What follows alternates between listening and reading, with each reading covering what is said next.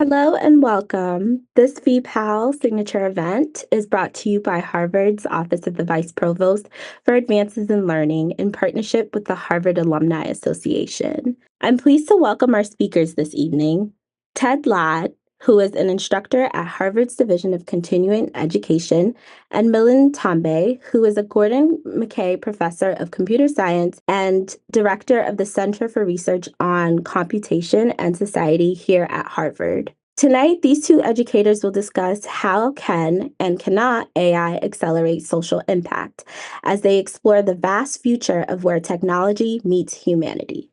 Without further ado, Ted and Milind, the virtual floor is yours. Milind, over to you. So I will be talking about the work that we've been doing in AI for social impact. So for the past 20 years, my team and I have been focused on advancing AI for social impact, focusing on topics of public health, conservation, and public safety and security, with a key challenge of how to optimize our limited intervention resources. So concrete example is with respect to conservation. We have large conservation parks with limited number of ranger resources. In Uganda and Cambodia, for example, using past poaching data, we are able to predict where poachers set traps or snares and have been able to help rangers remove those snares by pinpointing where they should patrol. So in all of the work, we've seen that social impact and AI innovation go hand in hand. Today, I'll give two examples from our work in the area of public health. I'll start by talking about work towards maternal health. Today, we face a maternal health crisis in the sense that UN Sustainable Development Goal is that maternal mortality ratio, mothers dying during childbirth or soon after, should be below 70 per 100,000 live births. But where we are today, as shown by the dashed UN target line here in this graph, in Western Europe and United States, the numbers are low, but across the world, the numbers are significantly higher compared to the UN target. I'll focus on India, where the numbers are rapidly declining, but still higher than the UN target. I should point out, though, that there are states, for example, Mississippi in the United States, where also the numbers are quite high. This is a global problem, although I will focus on the work that we've been doing in India. We've been very fortunate to be working with Arman, a non-profit in India, which is active in 20 states, work with 41 million beneficiaries. In consultation with Arman, the first problem we worked on with them was their M-Mitra mobile health program. This is a program for new and expecting mothers. From the time the mother registers in the program when pregnant to the baby being 1 year old, 141 messages are sent through the mobile phone. Mobile phones are very widely available to the population. And so every week, the mother will get a weekly 2-minute automated health message. The message, a small snippet of that message is of the form, for you and your baby to be strong, you need lots of iron, and it goes on. It's, of course, delivered in the local language as an audio message. Now, over 2 million mothers have benefited from this program. Arman has shown in randomized control trials that mothers who listen to those messages, 141, versus those who don't, there's significant benefit to the mother and the baby. For example, 30% increase in infants with tripled birth weight at the end of the year. So where do we come in? Unfortunately, 30 to 40% of the mothers who register may become low listeners or drop out of the program. Arman has this call center from where they can call these mothers to try to persuade them to stay in the program. But this is a small call center, and this is the limited resource. So we may have a situation, in fact, where 200,000 mothers are registered at a time in the program. Remember, each mother every week always receives a health message. This audio message always comes through. However, there is a call center from where we can only give live calls to 1,000 of these 200,000 mothers to persuade them to not drop out of the program. So question is, which 1,000 mothers to call in order to maximize the total number of health messages that are listened to? To make this very concrete, let's take this very simple, like a toy example, where we have single health worker with 5 mothers under her care, 4 shown in red have not listened to a health message, 1 shown in green has listened to a health message. Now, the health worker in this simple example has a budget of 2 calls. So supposing she calls the first 2 who are shown in red, these 2 turn to green, they start listening. There's another one who also starts listening to messages, so that's good. Now, again, next week, she has to decide which 2 mothers to call. The natural choice would seem to be the ones shown in red.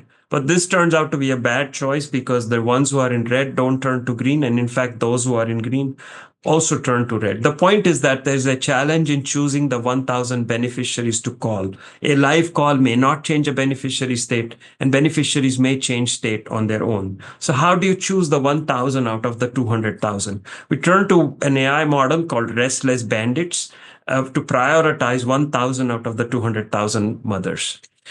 Very briefly, a single mother in this restless bandit is modeled as what's called a Markov decision problem. So informally describing this MDP, we have a mother who might be in a bad state. She has not listened to a health message, or a good state. She has listened to a health message. We can act by calling the mother or not call the mother.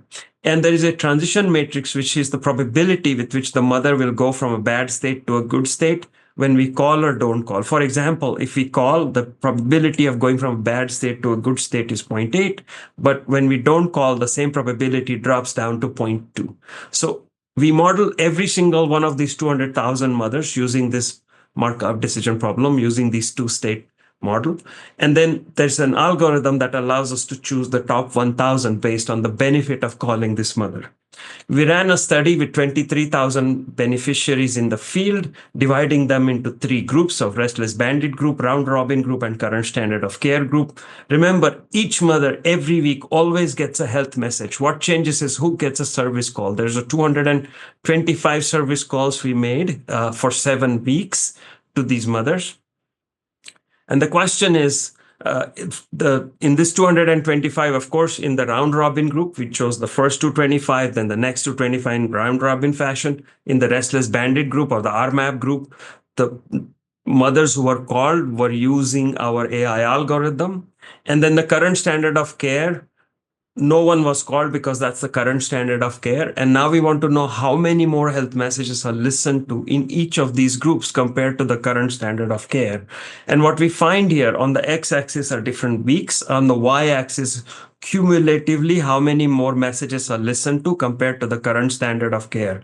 The orange is the round robin group, and we see there's hardly any improvement over the current standard of care. With the blue, which is the restless bandit group, we see that 600 more messages are listened to compared to the current standard of care. The point here is that it is important to optimize this live service call. If we just give calls at random or round robin, there's no improvement in the listening behaviors of these mothers. And this restless bandit group cuts by 32% the drop-off rate of these mothers. So based on these results and lots of other field studies, finally, we deployed this model at Arman since April of 2022. It has served over 350,000 mothers.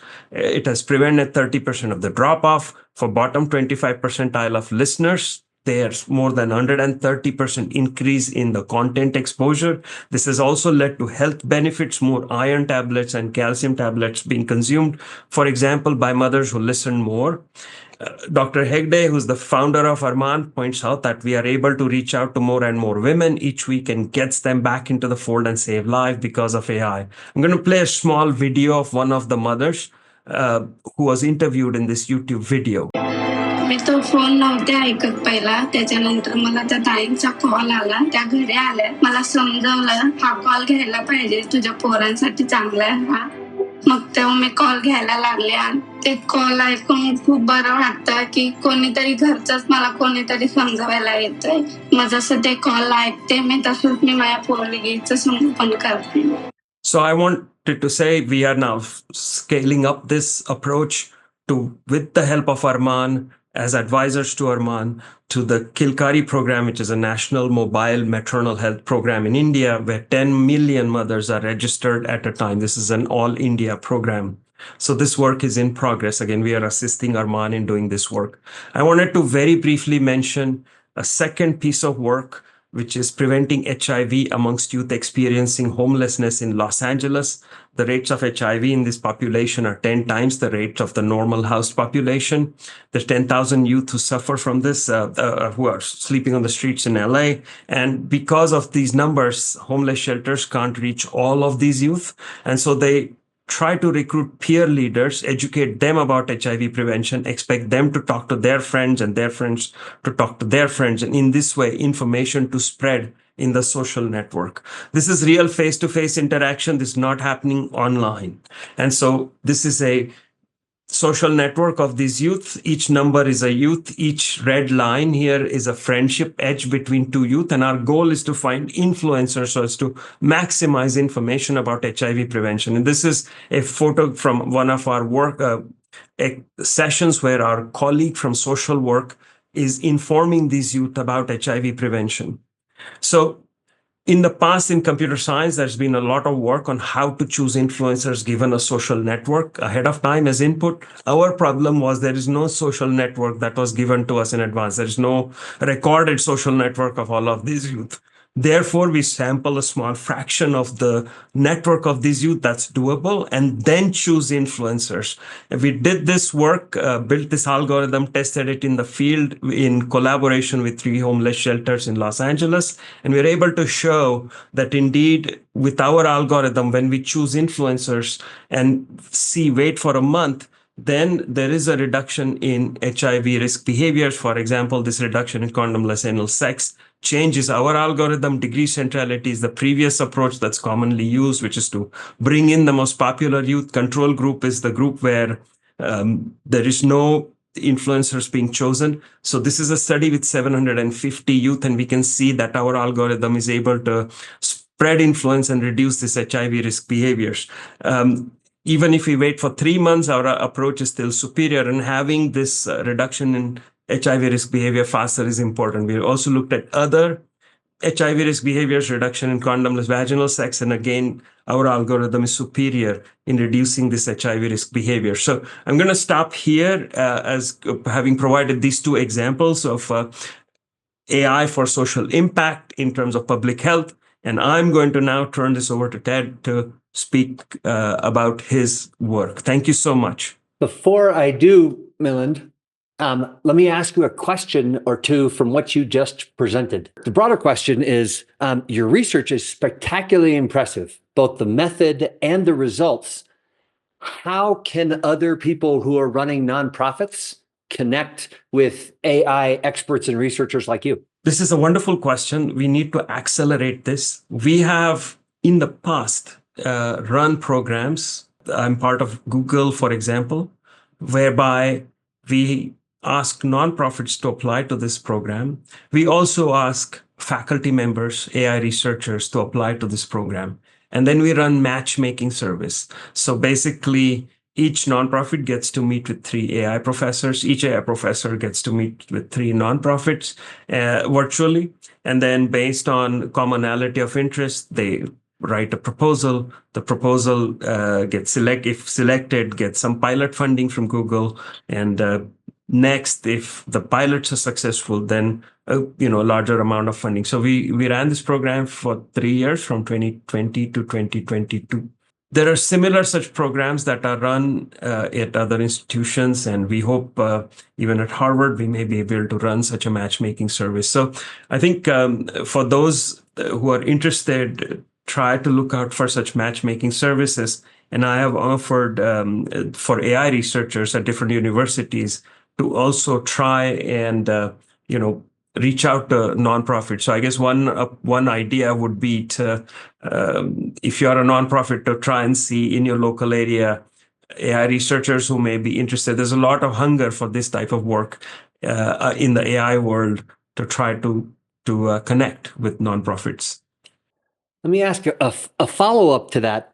How do you, what advice do you have for nonprofits who want to adopt AI, that they're looking at results-driven AI implementation instead of tech for tech's sake? Both sides need to be aware, meaning when I say both sides, the AI researchers and the nonprofits both need to be aware of the needs of both sides. In some ways, the AI researchers need to be aware that this is a long-term commitment. This is not something where we are going to do helicopter science, where we're going to come in, take the data, publish a paper, and then be done with it. This is going to be something where this takes a lot of patience and time, and we want to make sure we have provided an evidence-based solution to the particular government or nonprofit that we are working with. And on the nonprofit side, similarly, there needs to be patience with the AI researchers, because they may not understand all of the nuances, all of the details of what is going on, and may need that patience and hand-holding and clarification, and so that the two sides can work together. I'll give you a very quick example from prior work. One AI researcher was speaking with a nonprofit person, and I was in the conversation listening, and the AI researcher was asking, so what is your objective in solving this problem? And what she was expecting really is the nonprofit person to spell out a mathematical formula, sum over I, xi, because that's a mathematical objective. Whereas the nonprofit person was saying, but I already told you we want to reduce the amount, number of children who are addicted or something like that.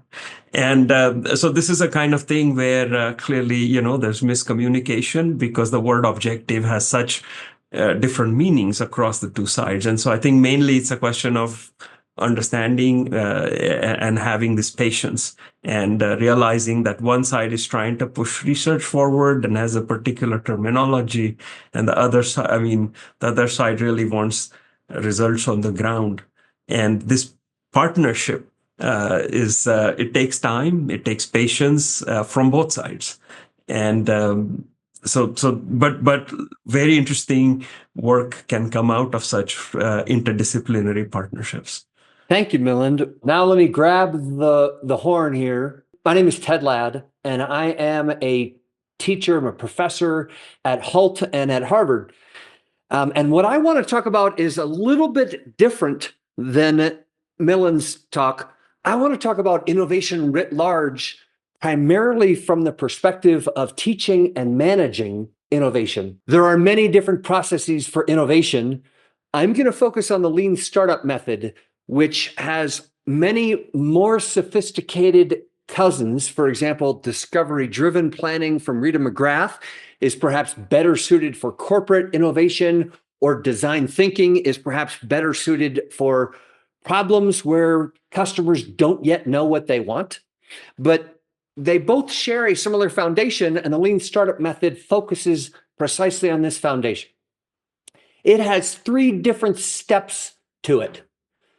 The first step in the lean startup method is to create hypotheses around what your venture or what your idea intends to do. This is where you're elucidating all of the assumptions about what the customers are experiencing as a problem, what value propositions are they searching for, who are the customers, what are their age, demographics, geographies, psychographics. You are going to list in the lean startup method all of these assumptions, and then you're going to turn them into falsifiable hypotheses. This requires divergent thinking. You are widening the funnel of your idea as much as possible to list every single necessary or even satisfactory and recommended assumption that you have for how and why this will work. The second step of the lean startup method is called, in the official terminology, customer development, and it means get out of the building. This is not a process that will adhere just to secondary research. You need to go talk to likely customers. And these are conversations, not surveys, because in the conversation, it will flow perhaps in a direction that you didn't expect.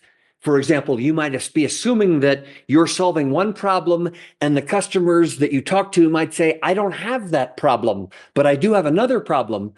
This requires recursive thinking. Iteration is the same thing over and over again. Recursion is where you're repeating things, but each time you're changing it based on feedback from the prior step, from the prior time, from the prior conversation. This step in the lean startup method is global search. You are intentionally having these free-flowing conversations that could wander, and therefore your ideas, your hypotheses, your assumptions could be proven instantly rejected. But as a result, you're not just looking for confirmation, you might pivot the entire idea. So global search, you're staying wide. The word I like also in this step is pivoting. We used to call this, especially in entrepreneurship, failure. If I call my mother up and I say, Mom, I failed 5 times today, she's going to pat me on the head and say, oh, Ted, maybe you're not that smart, which would be true. If I call my mother up, though, and I say, Mom, I pivoted 5 times today, she's going to say, attaboy, keep going. In other words, pivoting removes the stigma of failure and error and being wrong from the process of innovation. So I am a huge fan. That to me is one of the best words, perhaps now overused, in the entrepreneurial lexicon. The third step of the lean startup method is to build a minimum viable product. And this is not a prototype. That is, they're often confused. A minimum viable product is a series of different narrow experiments for you to test each one of your assumptions. This is convergent thinking. You are intentionally narrowing your focus through these local experiments. Global search, which neighborhood do I want to be? Local search, which house do I want to be in this specific neighborhood? The lean startup method really, if you look at it from a bigger picture, is disciplined skepticism. It is attempting to remove your biases, customer biases, founder biases, audience biases, investor biases, in order to uncover what really the market is looking for. And it's done with rigor. Skepticism is different than cynicism. Cynicism is approaching something with the assumption it's going to go wrong. Skepticism is approaching something with no assumptions whatsoever. And in this case, with the lean startup method, you're letting the process handle all of these assumptions and all of these biases. Now, let me move quickly to where AI can help. AI absolutely can help in the classroom, in a corporation, in a venture, with creating the hypotheses. You can ask any AI engine to list out 100 different assumptions for just a short prompt. And the more detailed you go into the idea you have, the more assumptions it will help you create. AI can also turn an assumption into a testable, falsifiable hypothesis pretty quickly. Second thing, from your conversations with different likely customers, you are going to have an enormous amount of qualitative data. In other words, narrative, transcripts. You can put all of these transcripts into a single document, upload it to your favorite AI engine, and ask AI to find the patterns that might be necessary, that might emerge from this data. So already we have improved what you're asking and how you could hear the results. And then finally, building a minimum viable product for each hypothesis. AI has spectacular suggestions for how to do low-cost, very small, but very targeted experiments for each of your hypotheses. So that's the lean startup method with AI. I want to move on to a different topic here, and that is, how do you need to think in order to use lean, in order to get a lot out of lean? And how does lean impact after that, how you think? So this is a cognition, both as a precondition and as an output of doing this type of process for innovation. And for this, I want to distinguish between two different things: confidence versus self-efficacy. Confidence is in the generic, I feel good about what I'm doing and it's likely to succeed. Self-efficacy is domain specific. For innovation, Are you confident in your ability to search for a new idea? Are you confident in your ability to use the lean startup method or any other innovation process with rigor, to follow it step by step?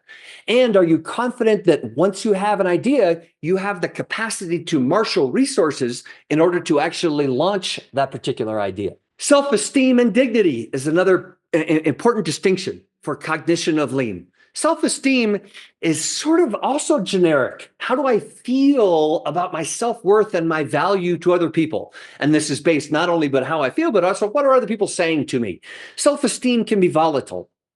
So I'm playing with another idea, dignity, and I'm moving a little bit away from Kantian dignity, which he talked about as the inherent value of every human being, and instead defining this as your estimate for your progress towards your own goals. This could be life goals, career goals, project goals, but this aspect of dignity is more complicated to measure, but I think more specific and measurable in the abstract. How do these different cognitive states and these impact lean? First, if you don't have the sense of self-efficacy or a sense of dignity, you won't even start the process of innovation. There is a certain threshold of self-worth, more specifically dignity towards your own progress in life, that you need to have before even looking for innovation and then migrating towards a specific process. It's also a necessary condition. Self-efficacy and dignity are necessary preconditions for listing assumptions, especially those that might run counter to the epiphany that you had at midnight for how this is all going to unfold. In other words, listing assumptions that run counter to your fantasy, that requires a sense of self-efficacy and dignity to even contemplate putting those on a piece of paper. And finally, hearing negative feedback requires, as we all know, a sense of our own dignity in order to withstand the feedback, seek the feedback, withstand the feedback, and then act upon the feedback. Similarly, there are different states of cognition. We need to have a different attitude in order to use AI. So this is where this concept of innovation merges with this concept of AI. We need to trust AI for generalized wisdom, and it can do that. It's particularly honed for that. However, we need to reject AI for precise wisdom. AI is backwards looking. Innovation is forwards looking. If you ask AI point blank, is this idea going to work? It can only use evidence from its large language model for what has already worked. We need to have the confidence, the self-efficacy, the self-esteem, the dignity to reject that particular idea in order to run more rigorous processes to determine if this innovation is worthwhile. As a professor, as a teacher, as a researcher, as a friend, a member of my community, as a family member, I have changed my purpose in life over the last 10 years. It's not just around innovation, but now I'm focused, and I hope that you are also focused as managers, as teachers, as researchers, as members of your community, to recognize that innovation processes do not stand alone. They require that the people who are practicing them have their own substantial sense of dignity, which means that my purpose in life, and hopefully I will convince you to embrace it and double down on it yourself, is grounded affirmation.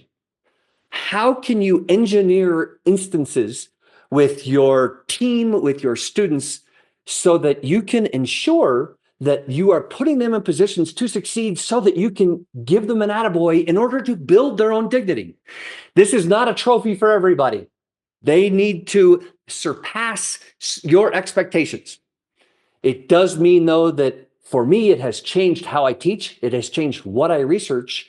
And it has changed how I talk to my neighbors and my family so that I can help them grow their own sense of dignity so that they can be more innovative. Thank you, Ted, for this wonderful presentation. Let me ask a couple of quick questions before we turn this over to the audience or start answering questions from the audience. So the first is, your lean startup method you mentioned was for new businesses. But in my part of the presentation, as you heard, I was focused more on nonprofits and, AI for social good and so forth. How might this lean apply for people who are not profit-driven entrepreneurs? So one of the beauties of lean is that it is a repackaging of the scientific method. This is Galileo and Copernicus. So this can apply to every new idea that you have, whether it's a nonprofit for social impact, whether it is a new way that you're going to manage your kids' bedtime. The lean method still works for all of these instances. Let me give you a quick, more subtle example. If you're an accountant in a major corporation and you think that there is a different way for you to perform your job, perhaps there's a different metric that would be important for executives. What are the assumptions you're making about what the executives want? What are the assumptions that you're making about the data that you have available and how fast it would take for you to compute this metric? Do those. Customer development. Go talk to the consumers of before you've built everything, before you have the metric, go talk to your consumers and say, what problems are you having with the information you're getting from the accounting department? That may lead you into interesting directions. And then finally, if you still have hypotheses that are confirmed that this metric you've designed or whatever that has evolved into through your conversations would be useful for the executives using your accounting reports, how do you construct very small experiments before you change the entire accounting system in order to ensure that your hypotheses about the value of what you're going to do remain relevant and true? So in other words, the lean startup method applies to almost everything we can do in our lives. It remains disciplined skepticism. Thank you. Thank you so much. I have a number of other questions. Maybe I'll ask one more and then we can turn this over. So, I mean, you talked about AI and you talked about human dignity. So how do you think AI has or will impact human dignity? In some instances, it has lowered human dignity. We are ceding some of our identity to something that is wiser, faster, more knowledgeable than we are. And I'm not just speaking from my own personal experience. I've seen lots of research that says that when different people interact with AI, they revel in its bounty. And the next question is, so what's my job now? What do we need me for? That is lowering people's sense of progress towards their life goal. Right? That can be harmful. The other piece, though, that I want to emphasize for AI is pretty good at persuasion. We've seen tests that show that psychoanalysts, AI psychoanalysts can do better than human psychoanalysts in circumstances.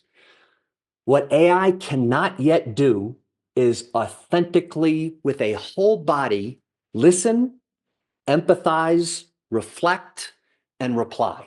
It can't do it. Now, maybe it someday will, but I still think that human connection remains the key recipe for building each other's sense of dignity. So it is this connection, Milind, that you and I are having right now and that we're having with people watching that is more important than if they ask the same question of tonight's topic to an AI engine. They can read all about it, but they can't connect with the data. They can't connect with us. They cannot grow their own sense of identity and possibility by reading something on a page. It's not a human connection. Great, wonderful. So there's a question here about human in the loop, whether there always be a human in the loop, and also in the case of babies' health in India, can AI make the calls to mothers in addition to identifying ways to maximize the use of human resources? And so I will go ahead and answer these, and then please feel free to add more. So the approach we take in AI for social impact is often tech plus touch. This is exactly, Ted, what you were trying to suggest. There are portions of the work that are better suited for a human being and the portions of the work that an AI can do. In the case of this baby health in India, there's a challenge of prioritizing, choosing 1,000 among the 200,000. So sorting out the 200,000 mothers, figuring out who are the right 1,000 to call based on their behavior patterns and so on, that can be left to the AI. But the actual call, the actual connection of a live call to try to persuade this mother, why are you not listening? What is happening, in your life? Can explain to the mother that this is an important piece of information, or these messages are important in terms of the health of the mother and the baby, and you have to, you would benefit from all of that is done by a human.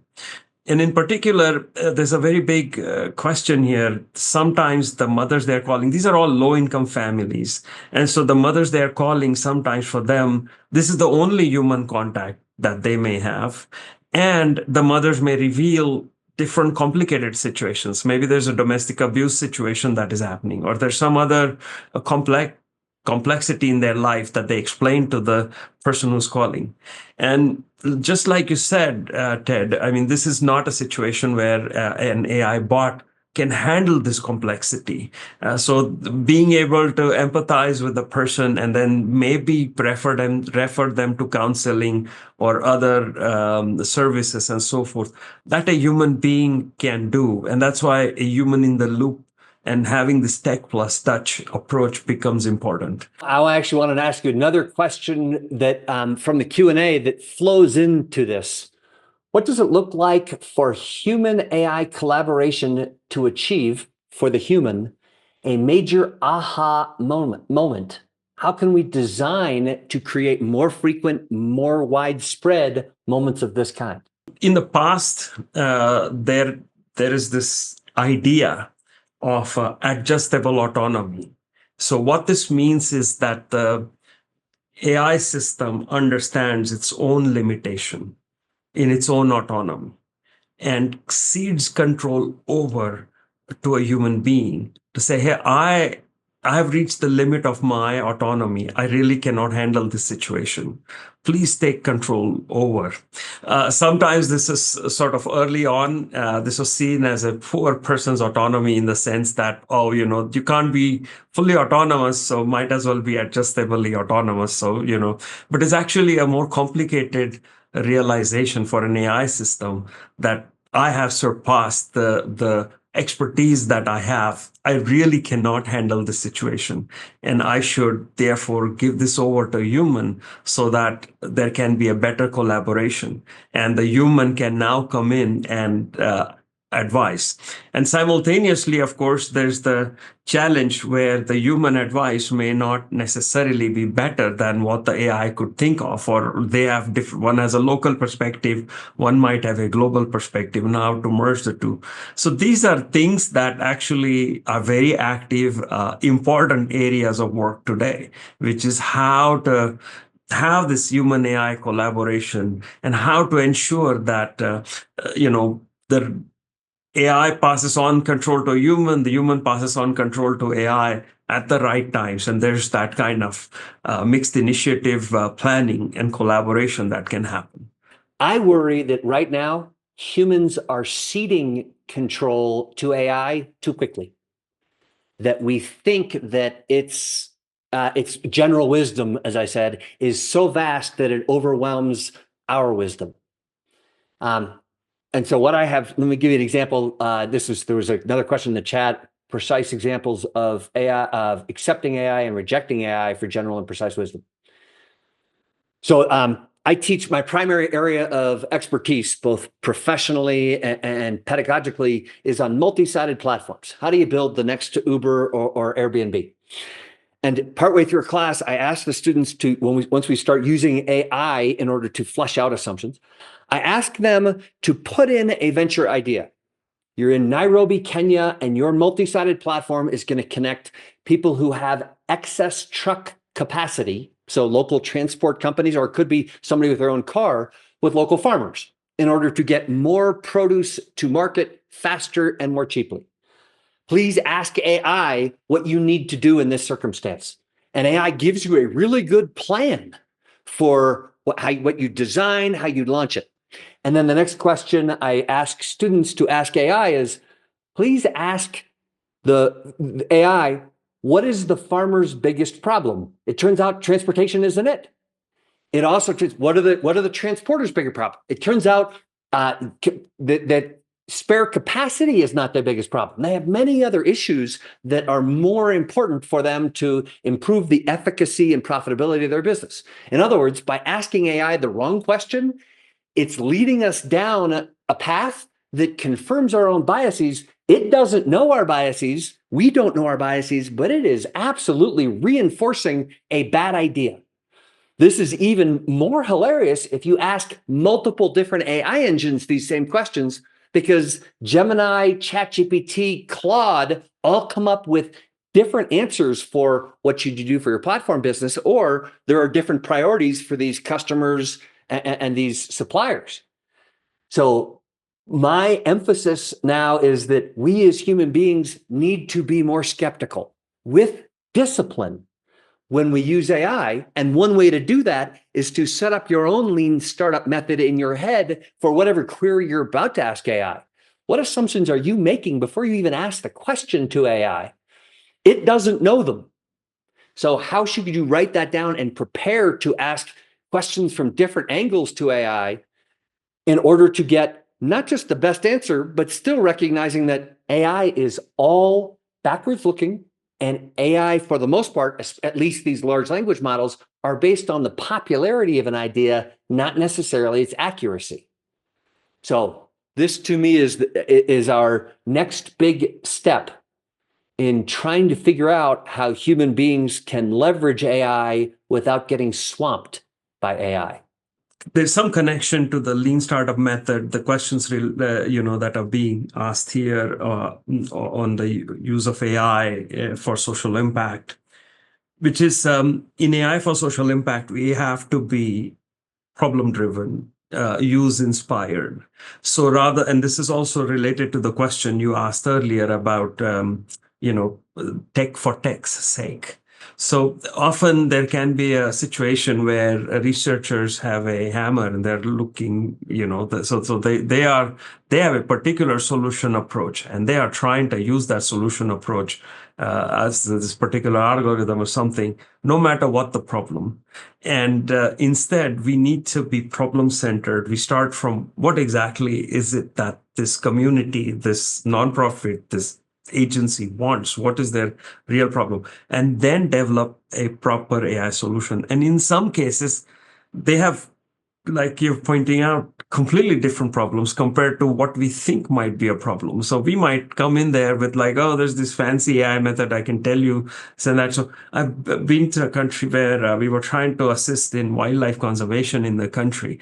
And so the people at the top were, yeah, AI, we can do lots of things with AI, but the rangers on the ground were, they were saying, we just need better shoes. And we need better guns to fight the poachers. I mean, sort of shoes is like, let's start there before you get into this high tech and so forth. And so it is important to sort of listen to the exact problem and then develop the right kind of AI solution. And it's always with this partnership in mind. So the questions all related to, human AI collaboration and so forth. I think the answer here is that, at least in AI for social impact, right from the point of immersing ourselves in the domain to understand the problem, the kind of data that's available, the kind of problems that are faced, to building up a predictive model of what are high risk or low risk cases, and then building a prescriptive model of which cases to intervene on, to testing and deploying. This whole pipeline, we need full partnership with the partners on the ground, and developing solutions so that they are there from the ground floor in the whole approach. So there isn't like a situation where we've taken their data, developed some solution in our ivory tower, then gone back, so here's a good solution for you. And that doesn't work. And I think that sort of aligns, with your lean startup thinking also.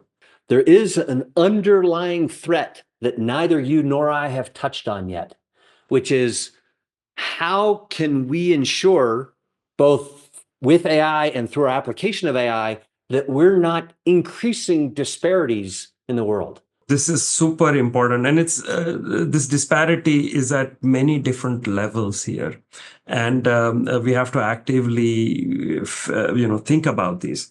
At the most perhaps basic level, if you will, when we deploy an AI solution, there can be the case that there are inherent biases in the data, in the solution approach, et cetera, that that magnify these differences that may already exist. And so the solution there will tend to be to monitor the actual deployment. In our case, I mean, I'll take the two examples I gave for maternal health and also for the HIV information spread.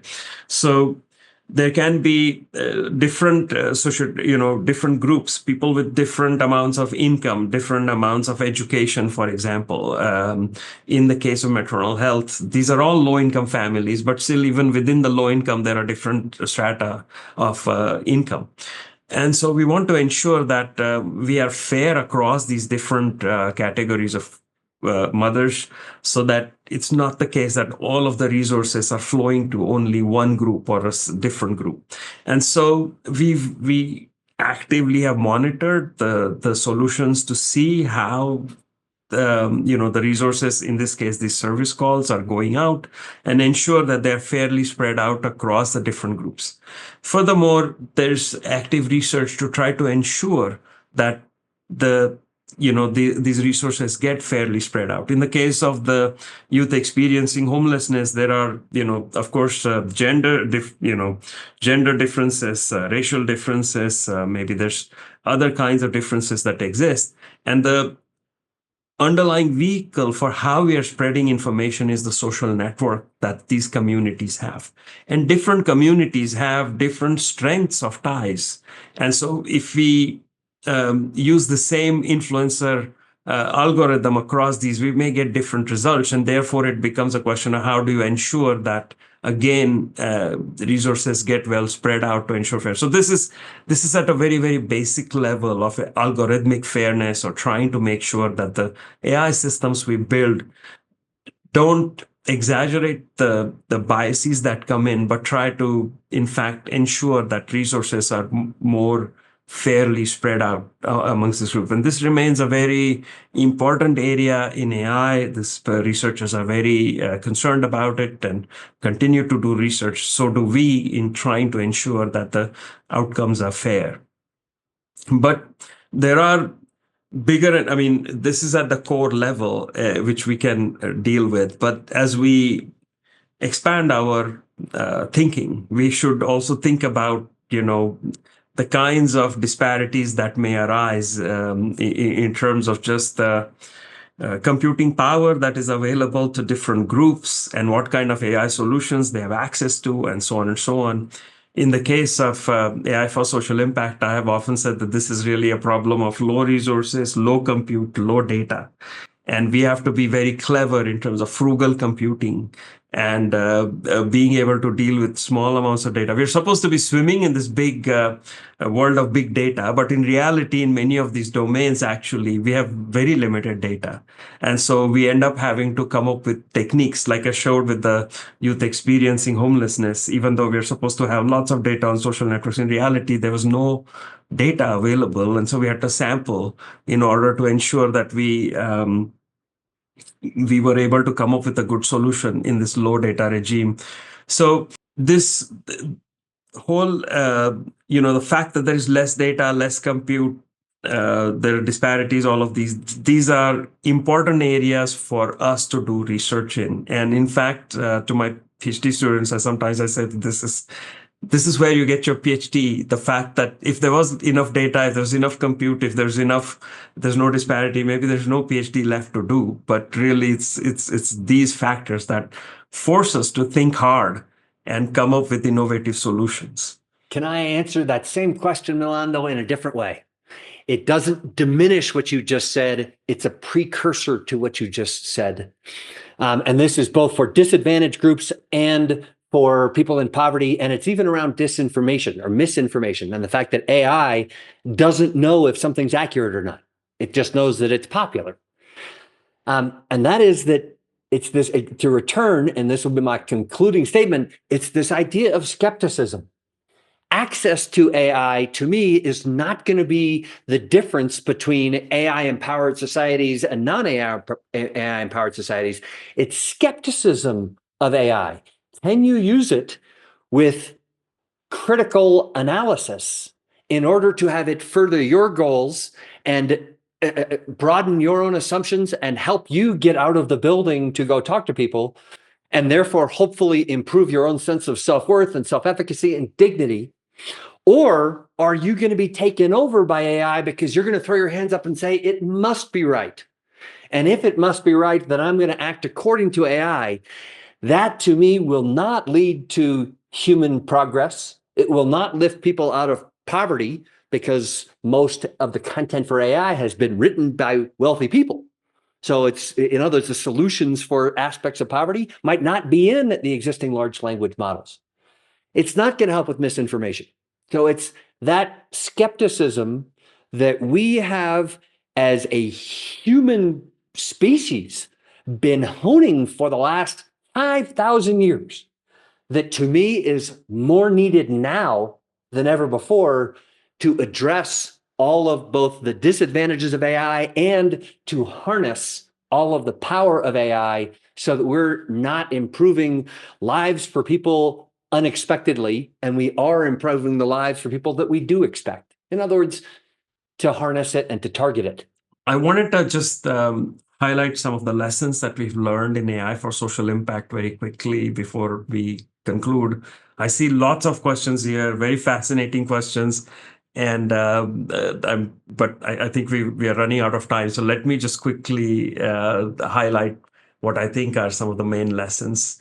So first is, as I said earlier, that AI innovation and social impact go hand in hand. This is perhaps more for people in the audience who may be AI researchers, that this is an important area of work where there can be lots of very important and interesting AI problems.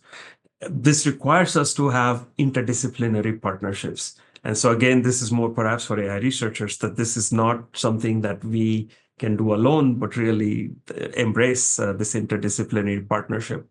And again, this idea of not being engaged in helicopter science, whereby we, go into a community,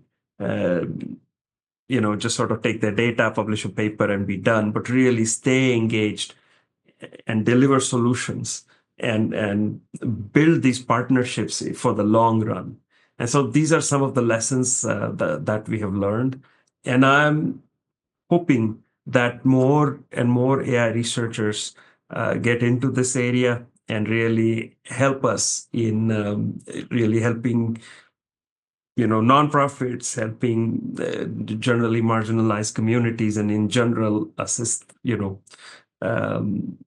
how the use of AI towards these causes where there isn't necessarily organizations who can pay in order to get the AI services or bend AI research to their needs. But there's a great need for these problems to be addressed. And I'm hopeful that we will be able to come to that point where we will be able to address many of these problems. I am also deeply hopeful. But let me end right now by thanking, on behalf of Milind and myself, Harvard University, the Vice Provost at Harvard for Advances in Learning, and the Harvard Initiative for Learning and Teaching. Let me bring Alicia back onto the stage to wrap us up. Thank you both. And thank you all for joining us tonight. We hope you'll join us for more signature events soon. Information on upcoming events, as well as recordings of past ones, can be found at vpal.harvard.edu/vpal events. Thanks, everybody.